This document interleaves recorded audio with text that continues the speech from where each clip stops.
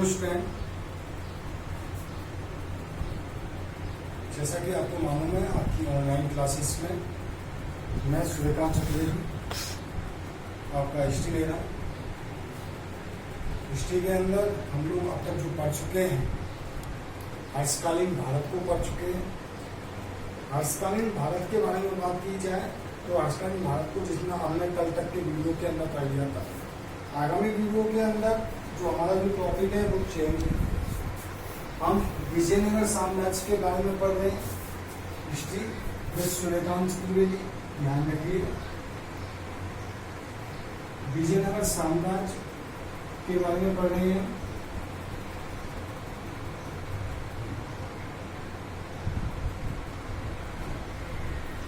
विजयनगर साम्राज्य जैसा कि नाम से ही ज्ञात होता है, यह है साम्राज्य था जिसकी राजधानी के नाम पर, इस नाम पर, राजधानी के नाम पर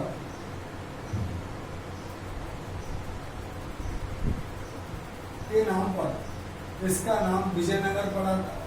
कुल देवी पंपा देवी है। इसको कर्नाटक साम्राज्य के नाम से भी जाना जाता है, दूसरा ध्यान रखिएगा।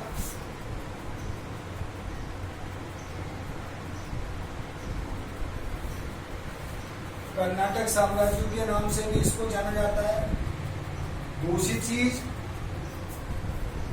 कहा जाता है 1336 के अंदर हरियर और बुक्का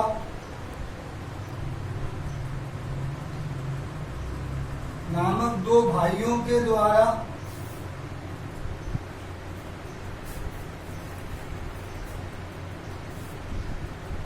विजयनगर साम्राज्य की स्थापना की गई थी। हरियर और बुक्का के बारे में कहा जाता है कि हार के पहले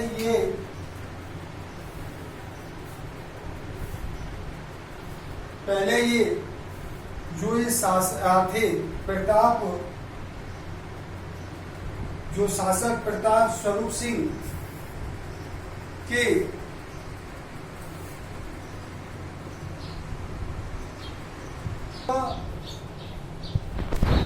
प्रताप स्वरूप से जो शासक है उसके सेवक थे।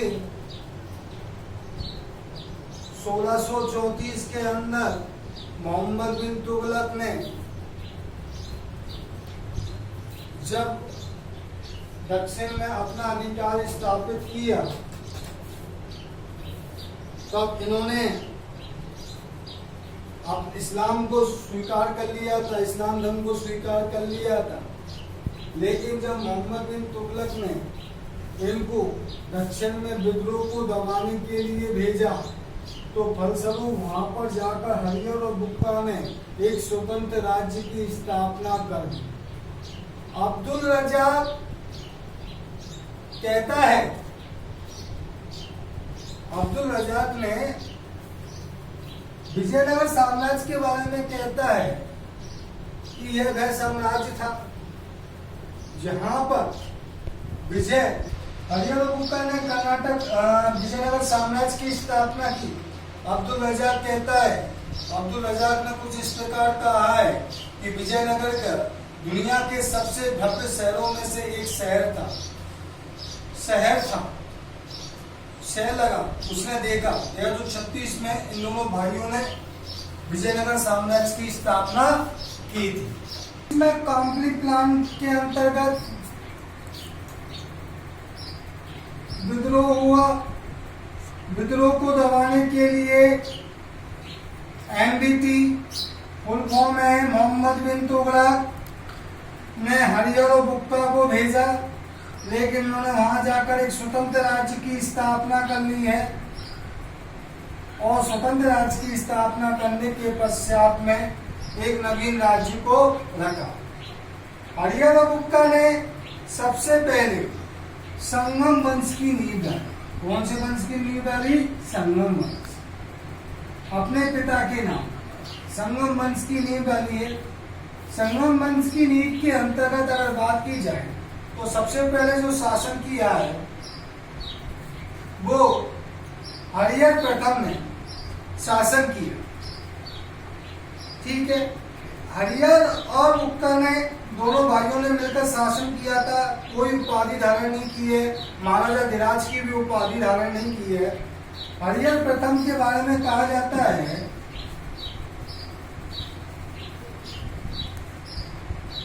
इन्होंने 1336 से लेकर 1486 तक ईस्वी तक इन्होंने शासन किया।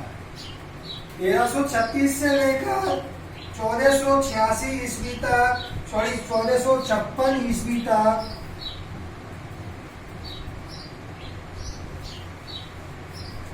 तो वहां से देख लीजिए 1336 से लेकर 1356 ईस्वी तक शासन किया। संगम वंश के प्रथम शासक जो थे उनका नाम हरियर गुप्ता था, इन्होंने शासन किया है। यह संगम वंश के प्रथम शासक थे जिनका नाम था हरियर, इन्होंने शासन किया है। उसके पश्चात में अगर बात की जाए, इसने होयसल राज्य को अपने अंदर मिला लिया। होयसल अपने अंदर मिला लिया है। कादम्ब मदुरा पर विजय प्राप्त की है। कादम्ब पर, मदुरा पर प्राप्त करने के पश्चात कैसी के कार्य को विकसित पूर्ण रूप से इनका ध्यान रहा है और कैसी के कार्य को विकसित करने के पश्चात अपने दक्षिण भारत में अपने प्रभुत्व की स्थापना की है।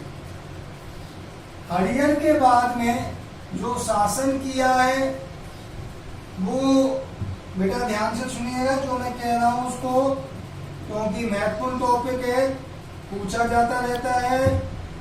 हरियर के बाद में जो शासन किया है उस शासन के अंतर्गत बात आती है तो बुक्का प्रथम ने किया है।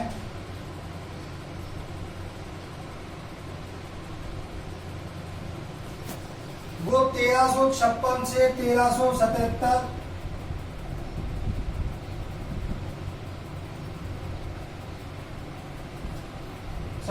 तक शासन किया है। हरियर का उत्तराधिकारी बुक्का प्रथम सिंहासन पर बैठा। बैठने के पश्चात उसने मदुरा को अपने साम्राज्य के अंदर मिला लिया था। इसके टाइम पर मदुरा साम्राज्य में विजयनगर के में मिल चुका था। ठीक है, उसके पश्चात बुक्का ने कृष्णा नदी को बहमनी तथा विजयनगर की सीमा के मध्य माना और बुक्का ने वेद मार्ग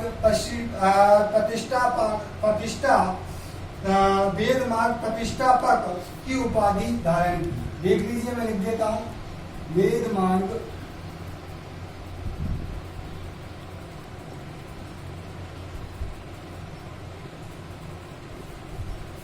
प्रतिष्ठापक की उपाधि को धारण किया।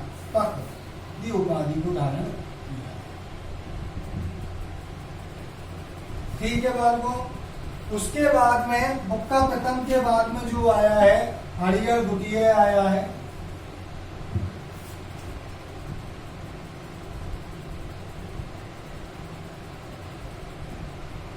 हरियर सेकंड ये आया है।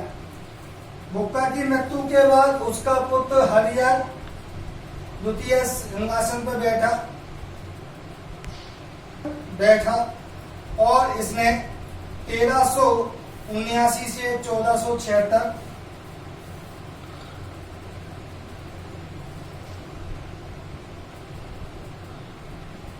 ईस्वी तक इसने क्या किया है, शासन किया है। इसने दक्षिण के रेडी शासक तथा वारंगल राजाओं को इसने पराजित किया है।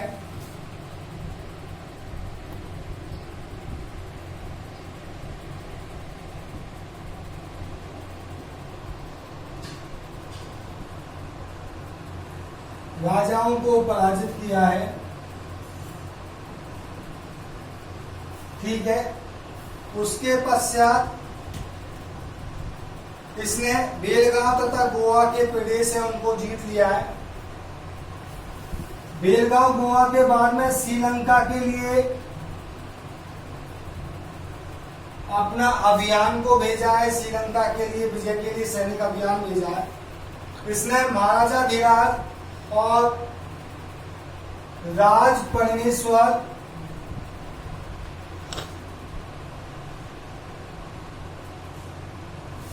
और राज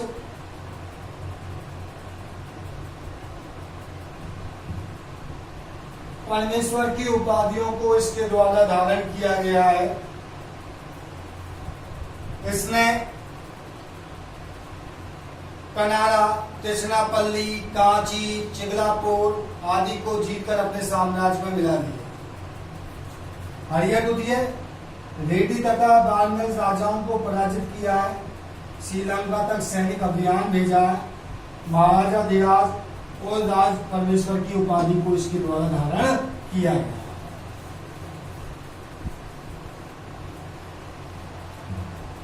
इसके बाद में देवराय प्रथम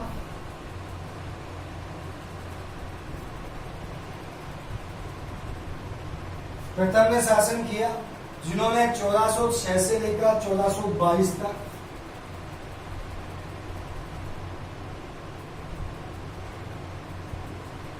ईस्वी तक इन्होंने शासन किया है।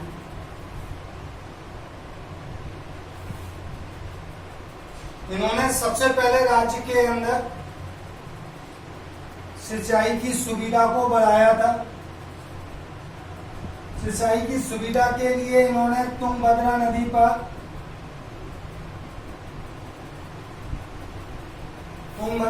पर बांध बनवाया था और बांध बनवाकर उसके अंदर से नहरें निकलवाई।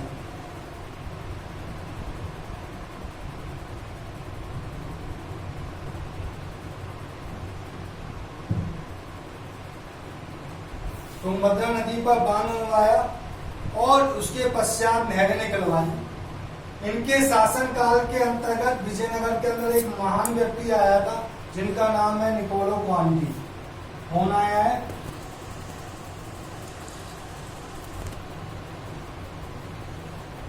निकोलो क्वांटी एक यात्री था जो इटली से आया था। कहां से आया था? इटली से। ध्यान रखिए, इटली से आया था। वो इनके दरबार में आया है और निकोलो क्वांटी जब इनके दरबार में आया, उसने विजयनगर की यात्रा की है। 1422 के अंदर कृष्णदेव राय की मृत्यु हो जाती है, 1422 ईस्वी के अंदर। और मृत्यु के पश्चात में बहमनी राज्य से मृत्यु हो गई है। उसके बाद बहमनी राज्य से युद्ध हुआ। शासक फिरोज शाह ने उसे पराजित कर दिया। हार का बदला देवराय द्वितीय के द्वारा लिया गया।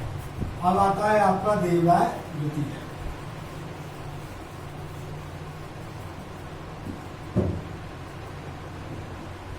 देवराय सेकंड, इन्होंने शासन किया है 1426 से लेकर 1446 तक।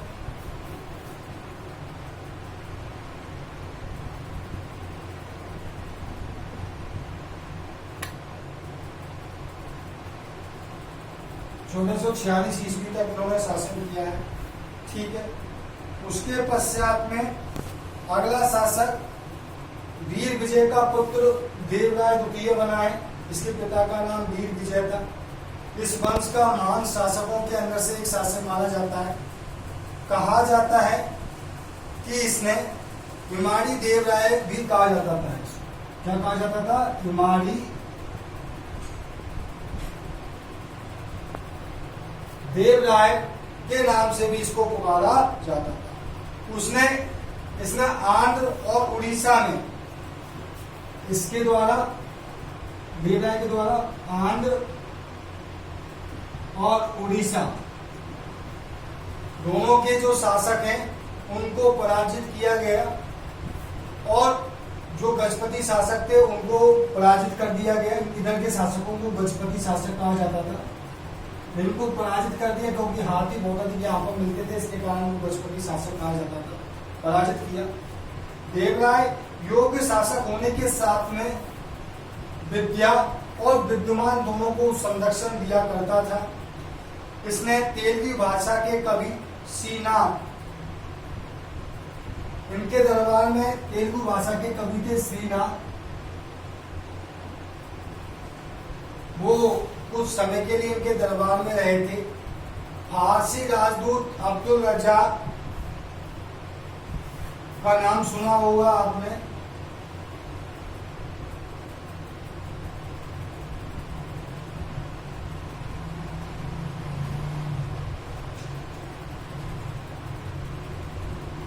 अब्दुल रज्जाक वो भी विजयनगर साम्राज्य के अंदर आया था। किसके अंदर आया था? विजयनगर साम्राज्य के अंदर आया था। कैसे देवराय द्वितीय काफी उदार प्रवृत्ति का व्यक्ति था, सभी धर्मों का उपासक था। इसने गज बेटकर यानी कि एक अभिलेख में देवराय को गज बेटकर यानी कि हाथियों का शिकार करने वाला,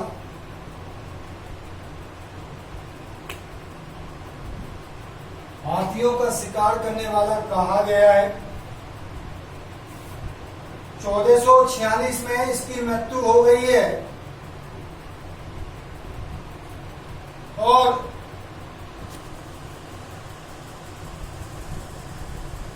मृत्यु हो गई है।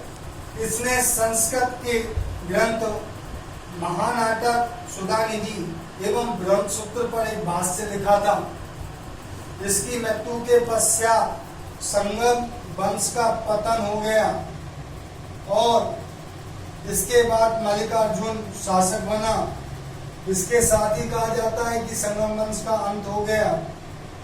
उसके पश्चात में आता है विरूपाक्ष द्वितीय।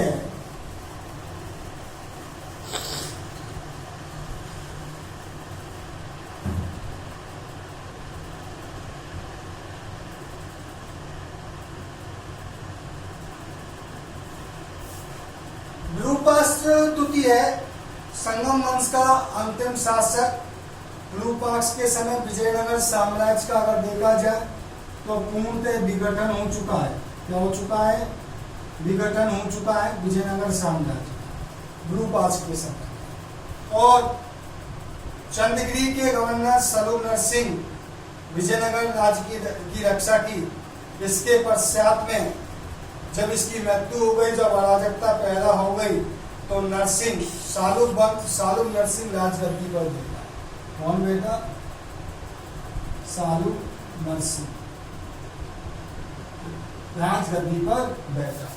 इसके पश्चात में जो वंश आता है वो कौन सा आता है? सालूम वंश आता है।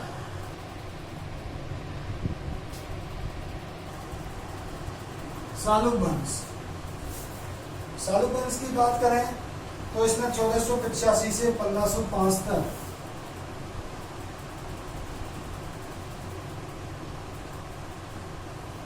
ईस्वी तक इसने शासन किया। 1485 में नरसिंह ने सालूम वंश की स्थापना की है। आपको मैंने पहले बता दिया था, नरसिंह सालूम ने की थी इसकी स्थापना।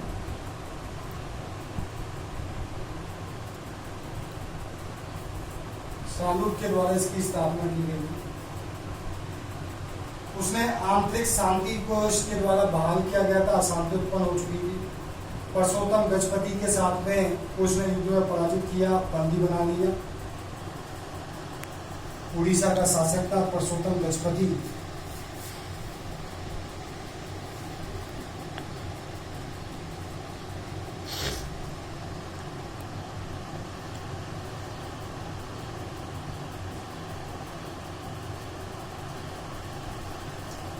और उसको बंदी बना लिया।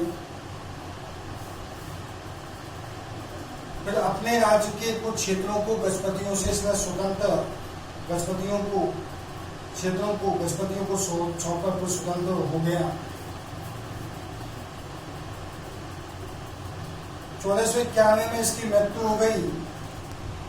इसके पश्चात इमलाडी नरसिंह 1491 से 1505 तक शासन किया। इसके बाद 1401 से 1505 तक 1401 से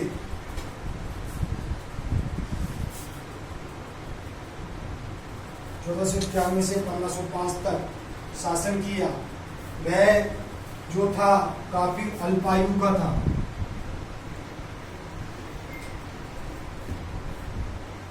अल्पायु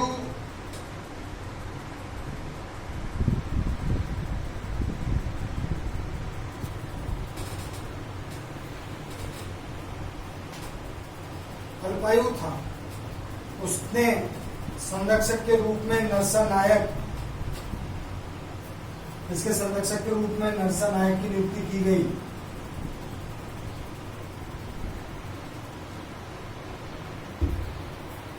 नरसानायक की जो नियुक्ति की गई इसके संरक्षक के रूप में, उसने सत्ता अपने हाथ में केंद्रित कर ली थी। तो विजयनगर की शक्ति का पुनरुद्धार हुआ। बीजापुर, बीदर, चोल, पांड्य, चेर राज्यों में को सफलता प्राप्त हुई और उड़ीसा के शासकों को इसने पराजित कर दिया। इसके बाद आया तुलुक वंश।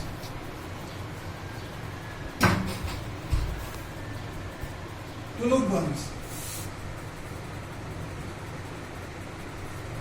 तुलुक वंश के बारे में पढ़े। नरसानायक की मृत्यु के पश्चात उसका बेटा वीर नरसिंह गद्दी पर बैठा। वीर नरसिंह ने, नरसानायक के बाद उसका बेटा वीर नरसिंह ने इमानी नरसिंह की हत्या कर दी। सालुक वंश का अंत हो गया। वीर नरसिंह ने एक नए वंश की स्थापना की जिसे तुलुक वंश के नाम से जाना जाता है।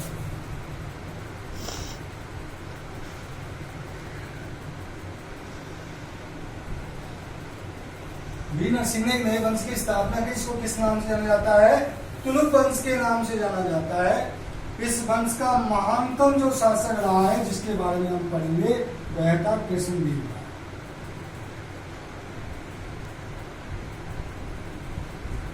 कौन सा शासक है? कृष्णदेव राय इस वंश का महानतम शासक माना जाता है, जिसके समय में यह चरमोत्कर्ष का काल रहा है। इसके बारे में पढ़ने जा रहे हैं कृष्णदेव राय।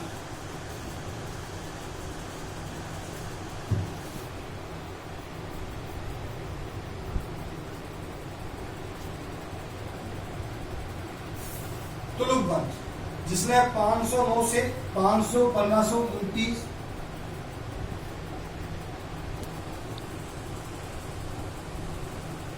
तक शासन किया। 1509 से 1529 तक शासन किया। वीर कृष्णदेव राय वीर नरसिंह का छोटा भाई था।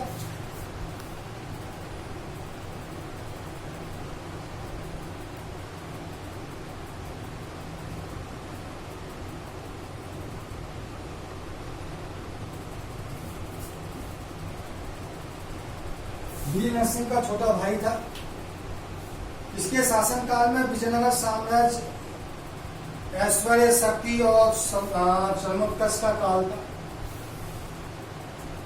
विजयनगर की प्रजा काफी संतोषजनक थी।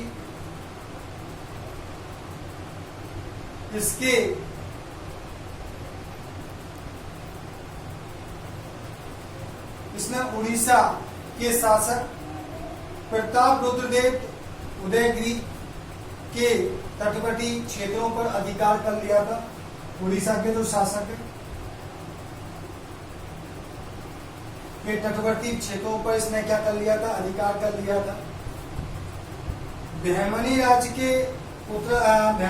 के उत्तराधिकारियों ने बीजापुर, विजयनगर पर दबाव बनाए हुए थे, लेकिन पश्चिमी तट पर पुर्तगालियों की शक्ति को सुदृढ़ होती जा रही थी। परंतु 10 वर्ष तक संघर्ष में कृष्णदेव राय ने इनकी समस्याओं का अंत कर दिया। कितने वर्ष तक संघर्ष किया? किसने? कृष्णदेव राय ने 10 वर्ष तक समस्याओं का क्या है ने 10 वर्षों तक लगातार समस्याओं का अंत कर दिया। इसने सैनिक अभियानों में प्राय सफल रहा। इसने बीदर, बीजापुर के शासकों सुल्तान महमूद शाह,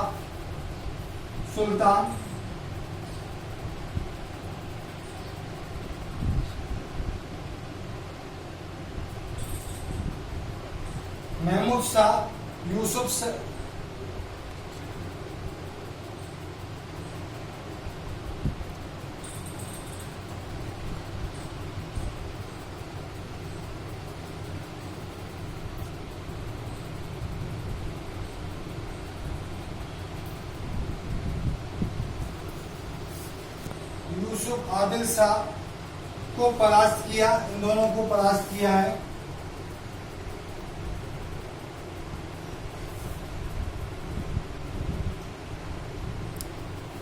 उसके पश्चात में बहमनी सुल्तान महमूद शाह को बरिश से मुक्त कर उन्हें सिंहासन पर बैठाया और यवन राज्य स्थानापाचार्य की उपाधि धारण की। 1520 में कृष्णदेव राय ने अपने समस्त शत्रुओं को परास्त कर दिया। 1520 तक इसने समस्त शत्रुओं को परास्त कर दिया था और दक्षिण विजयनगर की प्रभुता को इसने स्थापित किया। इसके शासनकाल में बड़ी संख्या में पुर्तगाली व्यापारी जो थे वो विजयनगर साम्राज्य में आए थे। पुर्तगाली यात्री डोमिगोस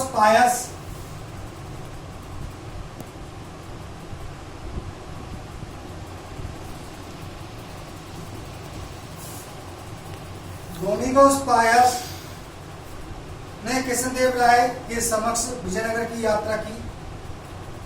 उसके पश्चात भटकल में पुर्तगालियों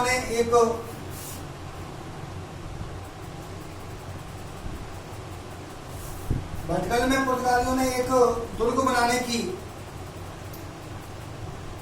अनुमति भी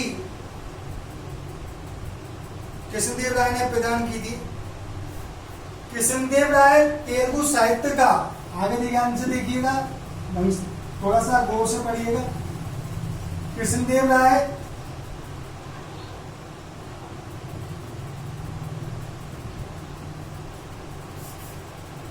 तेलुगु साहित्य का, जो कृष्णदेव राय है वो तेलुगु साहित्य का महान विद्वान था। इसके दरबार में तेलुगु साहित्य के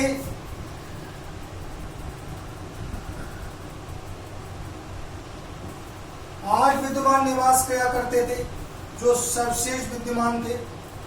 कृष्णदेव राय स्थापत्य कला का बड़ा शौकीन था। इसने अपनी एक नगर की स्थापना की जिसका नाम था नागलकोट।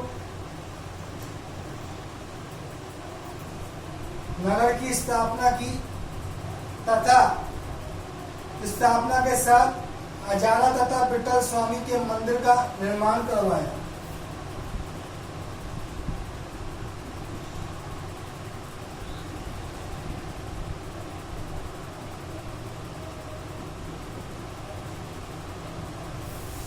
अजारा तथा विठल स्वामी के मंदिर का निर्माण करवाया था इसने।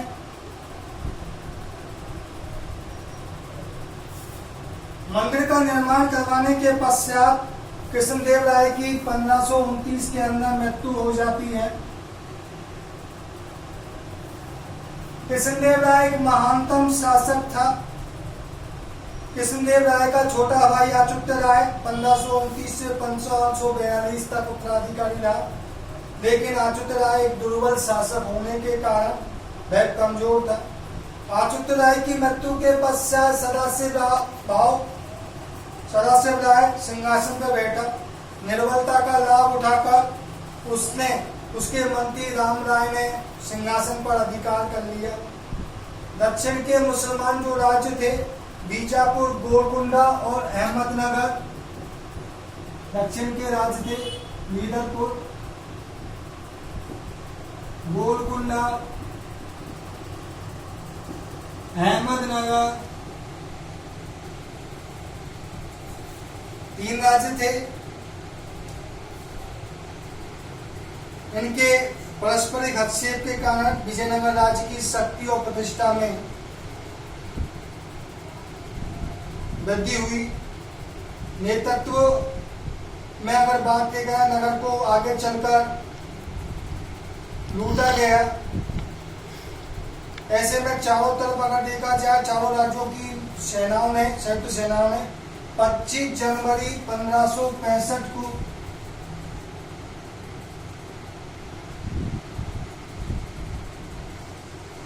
1565 को देखिए विजयनगर राज्य ने इनके अंदर तीनों राज्यों के अंदर बीदरपुर, गोलकुंडा, यमनदाना तीनों ने हस्तक्षेप किया।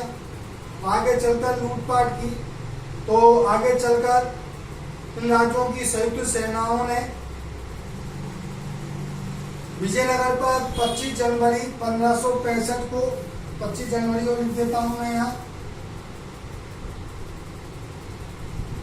1565 को तालीकोट के युद्ध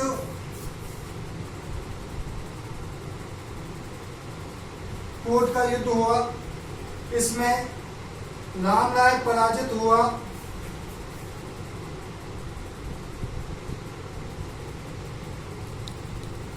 और इसके साथ विजयनगर की जो प्रतिष्ठा थी उसको आघात पहुंचा और धीरे धीरे विजयनगर साम्राज्य के ऊपर विपरीत परिणाम आए। इसके पश्चात अराविडु वंश आया।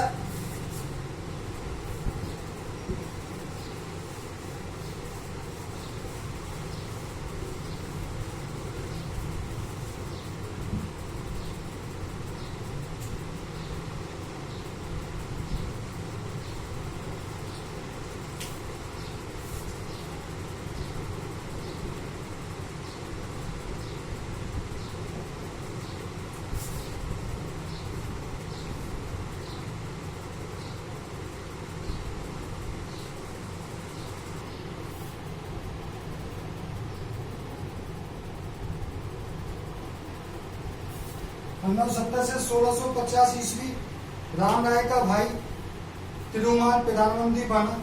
उसने पेनुगोंडा को अपनी राजधानी बनाया। 1750 में सदाशिव राय को हटाकर ये राज सिंहासन पर बैठ गया था। धीरे धीरे अरविंदु वंश की नींव गली।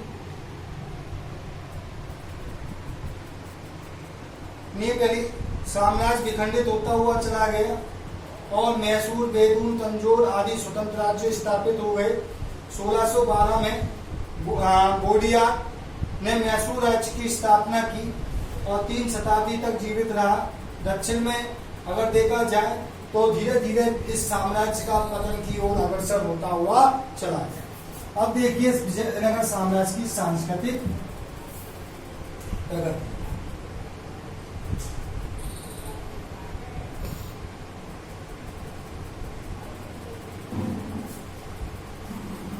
दक्षिण के अंदर सांस्कृतिक प्रगतियों में देखा जाए तो महत्वपूर्ण धर्म और संस्कृति का केंद्र था। कुल मिलाकर देखा जाए तो स्थापत्य, चित्रकला, संगीत के क्षेत्र में चित्रकला, स्थापत्य, संगीत आदि के क्षेत्र में काफी उन्नति हुई और संस्कृति, साहित्यिक रचनाएं, अभिलेखों तथा विदेशी यात्रियों का वृत्तांत काफी कुछ हमको देखने को यहाँ मिलता है। उसके पश्चात में अगर बात की जाए तो साहित्य और विकास के बारे में बात की जाए, साहित्य के क्षेत्र में साहित्य का विकास,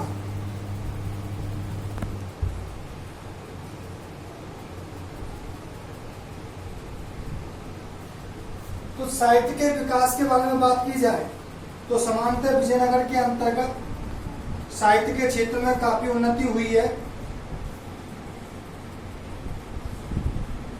इसके अंदर अनेक ग्रंथों, आर्णव ग्रंथों की रचना हुई। वेदों पर संहिताओं की रचना की। कृष्णदेव राय ने, ईश्वर दीक्षित ने हेमकूट नाटक महाकाव्य की रचना की है।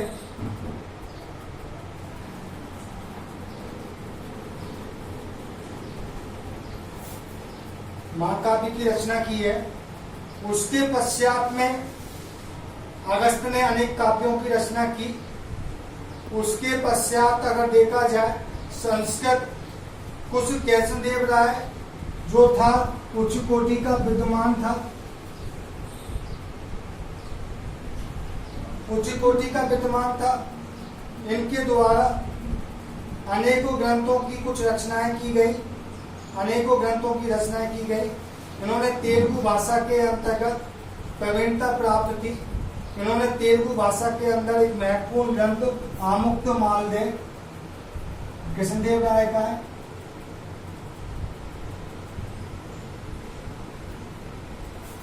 आमुक्तमाल्यदे तेलुगु भाषा का ग्रंथ है, तेलुगु भाषा का ग्रंथ है। इसकी रचना की गई। इसने कृष्णदेव राय ने संस्कृत के अंदर एक नाटक जामवंती कल्याणम,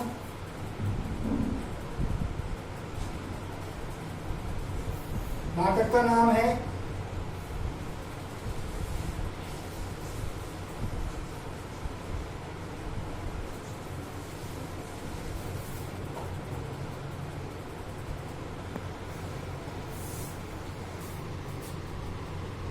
कल्याणम की रचना की। उसके पश्चात में अगर बात की जाए तो कृष्णदेव के दरबार में तेलुगु साहित्य के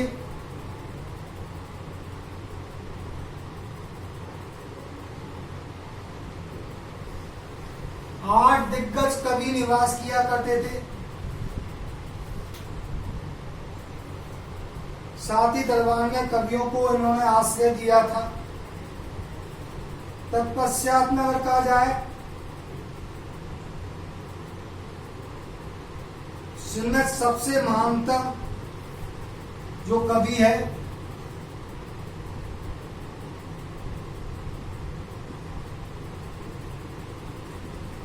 हंसानी पदेन है, जिन्हें तेलुगु कविताओं का पितामह कहा जाता है।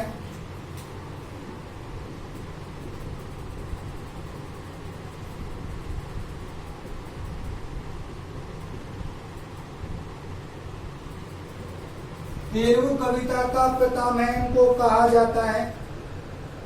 इनकी प्रमुख रचना स्वराचित संभव,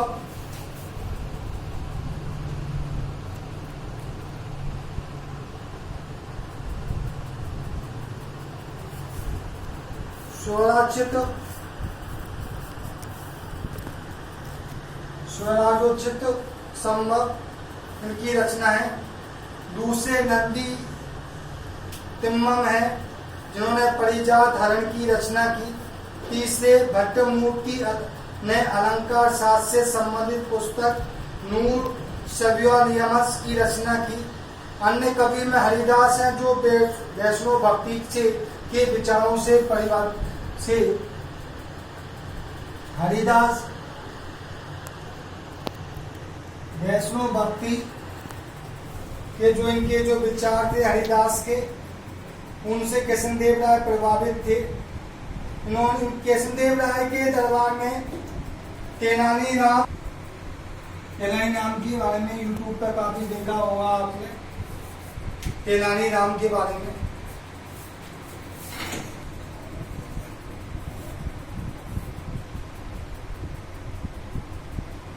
इतिहास में अगर देखा जाए, तेनालीराम के बारे में मैं आपको बता रहा था, प्रसिद्ध कवि थे जिन्होंने पांडुरंग महामात्र की रचना की।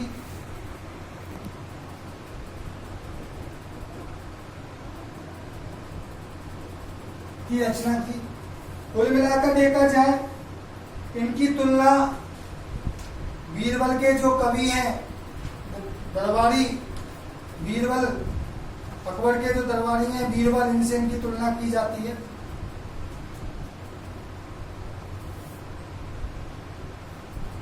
कुल मिलाकर देखा जाए तो साहित्यिक रचनाओं के अंतर्गत राजनाथ का सालोबाजुदे और भागवत चंपू विशेष उल्लेखनीय है।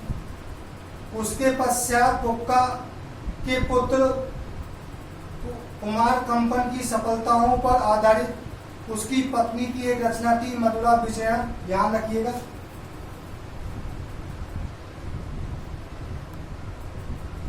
कंपन पर आधारित थी मधुरा विजय। और भी अनेक रचनाओं की रचना की। कुल मिलाकर कहा जाए, संस्कृत और तेलुगु भाषा का विकास में विजयनगर के अंतर्गत कृष्णदेव राय का महत्वपूर्ण योगदान था। तमिल भाषा को, तमिल साहित्य को पल्लवित करने में, आगे बढ़ाने में कृष्णदेव राय ने महत्वपूर्ण योगदान दिया। कन्नड़ भाषा के अनेक तीर्थंकर संतों की रचना तथा गौतमेश्वर की स्मृति में कविताओं की रचना भी इनके समय में की गई थी। कृष्णदेव राय के दरबार में संस्कृत और कन्नड़ भाषा दोनों ही भाषाओं के बारे में मैं बता रहा हूँ आपको कि विभिन्न पुस्तकों की रचना की, जिनमें भाव चिंतामणि भी है तथा बीज सेवामृत प्रमुख है। कृष्णदेव राय, अच्युत राय और वैष्णव लिंगायत जैनों को उन्होंने संरक्षण दिया। दूसरी चीज आती है ये कला, उनका साहित्य का विकास हो गया। साहित्य के विकास के बाद में अगर नेक्स्ट बात आए तो हमारे सामने नेक्स्ट है कला।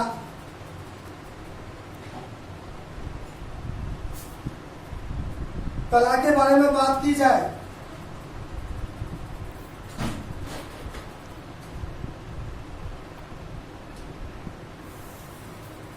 के क्षेत्र में विजयनगर साम्राज्य का महत्वपूर्ण योगदान है। दक्षिण भारत में मंदिरों के निर्माण की जो शैली का जो उद्भव हुआ था वो एक महत्वपूर्ण एग्जाम्पल मिलता है। इन्हीं श्रेणियों में चरणोत्तर में अगर देखा जाए तो देवराय द्वितीय के द्वारा हजाराराय मंदिर,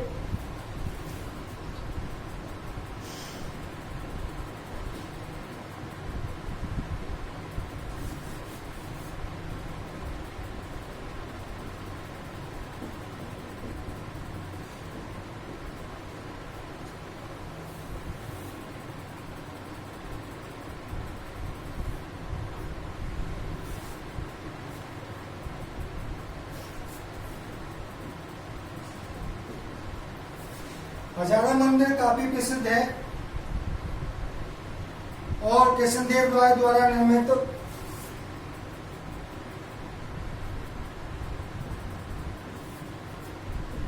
विठल स्वामी मंदिर,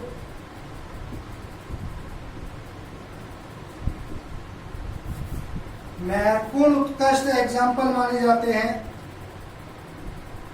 जो कि चोल काल में विकसित एक द्रविड़ शैली है।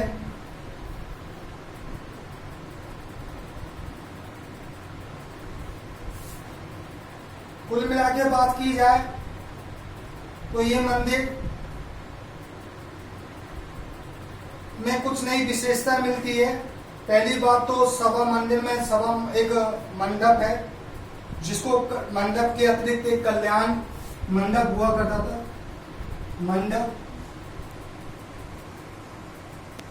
कल्याण मंडप हुआ करता था, कल्याण मंडप हुआ करता था।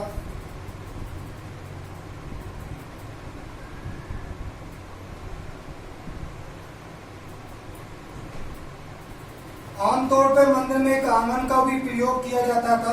आंगन के बाईं मंदिर के आंगन बाईं ओर बनाया जाता था। अलंकृत स्तंभों का उपयोग किया जाता था। इसमें देवताओं की पत्नी को विशेष रूप से आराधना की जाती थी। अतिरिक्त मंदिरों में कुछ प्रवेश द्वार भी बने हुए थे। गोपुरम हुआ करता था। मंदिरों में स्तंभों पर अलंकार किया जाता था। कुल मिलाकर अगर देखा जाए मंदिर स्थापत्य की एक नई शैली का उद्भव हुआ। भवन का देखा जाए तो हम इसमें कह सकते हैं कांचीपुरम का एकाम्रनाथ मंदिर, रामेश्वरम का मंदिर, सुंदर गोपुरम के एक अत्यंत उदाहरण हमको प्राप्त होते हैं। उसके पश्चात श्री रंग स्थित शेष गिरी का मंडप में प्रस्तुत घोड़ों की मूर्तियां भी सुंदर एग्जाम्पल मिलते हैं, जो मंदिर कला के हमको से एग्जाम्पल मिलते हैं। अगर कहा जाए तो राजप्रसाद और महलों का भी निर्माण इस काल में हुआ। जो अवशेष हमको विजयनगर की राजधानी के अंतर्गत हमको देखने को हमको मिलते हैं। तो विजयनगर के अंतर्गत अगर देखा जाए तो अनेक कांसे के पत्थरों पर को डालकर या काटकर मूर्तियों का निर्माण किया गया कांसे के ऊपर, और जो कि मूर्ति कला का विशेष एग्जाम्पल मिलती है। संगीत के क्षेत्र के अंतर्गत भी अगर बात की जाए तो विजयनगर साम्राज्य के अंदर संगीत के क्षेत्र के अंतर्गत भी महत्वपूर्ण उन्नति हुई। संगीत के क्षेत्र के अंतर्गत महत्वपूर्ण उन्नति के अंतर्गत देखा जाए अनेक गायक नर्तक हुआ करते थे। इनमें से सर्वश्रेष्ठ जो थे सारण के द्वारा संगीत सार की रचना की गई।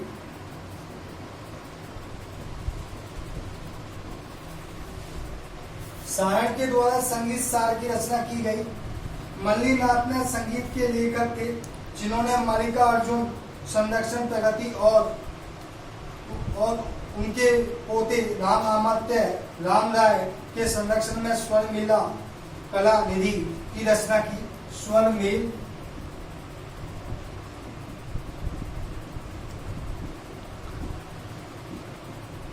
कला निधि की इनके द्वारा रचना की गई थी। देवराय द्वितीय के समय में संगीत में लक्ष्मी नारायण ने संगीत सर्वोदय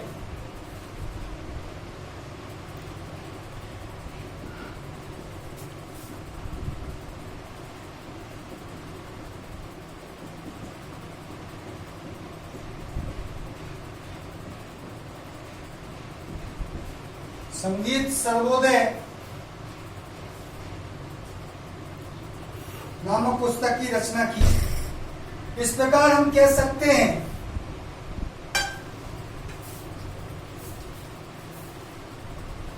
इस प्रकार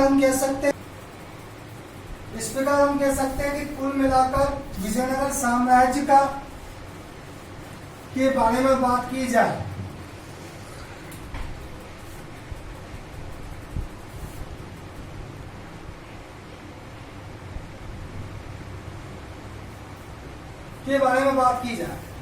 तो यहाँ की अगर देखा जाए तो कृष्णदेव राय को माना जाए। सबसे महत्वपूर्ण कार्य जो माना जाएगा वो कृष्णदेव राय के काल को माना जाएगा। इटली का यात्री निकोलो कॉन्टी इनके दरबार में है। लेकिन कला, साहित्य, संगीत, स्थापत्य, मंदिर निर्माण, अन्य रूप से अगर देखा जाए, संस्कृति के प्रचार प्रसार से भी देखा जाए, तो यह कहना अनुचित नहीं होगा कि कृष्णदेव राय का महत्वपूर्ण योगदान। दूसरी चीज अगर बात की जाए तो विजयनगर साम्राज्य के शासकों ने साम्राज्य विस्तार के साथ स्थापत्य कला के क्षेत्र में महत्वपूर्ण योगदान दिया। इसी के साथ आपका चैप्टर 2 खत्म होता है। इसका एक छोटा सा पार्ट है, उसको आप ऑफलाइन क्लास में दे देंगे और आगे आपका नेक्स्ट लेसन चलेगा जो आपका थर्ड लेसन है। तो घर पे रहिए, सुरक्षित रहिए। मैं तो दोबारा से आपसे वही कहता हूँ हर वीडियो में, safe home, stay home, safe home, घर पे रहिए, सुरक्षित रहिए। क्लासेस को लीजिए, वीडियो क्लासेस मिल रही है, ऑनलाइन क्लासेस मिल रही है, इनका फायदा उठाइए, पढ़िए। कोई दिक्कत है तो मुझसे बोलिए, समस्या रहती है समस्या का समाधान करेंगे। और पढ़ाई से संबंधित कोई भी दिक्कत है मेरी फोन पर आप पूछ सकते हैं मेरे विद्यार्थियों के लिए। तो आपसे मैं यही कह रहा हूँ कि कंटिन्यू पढ़िए, जो लेक्चरों पर आपको लेक्चर देखते मिलेंगे। आज के लिए बस इतना ही, मिलते हैं नेक्स्ट वीडियो।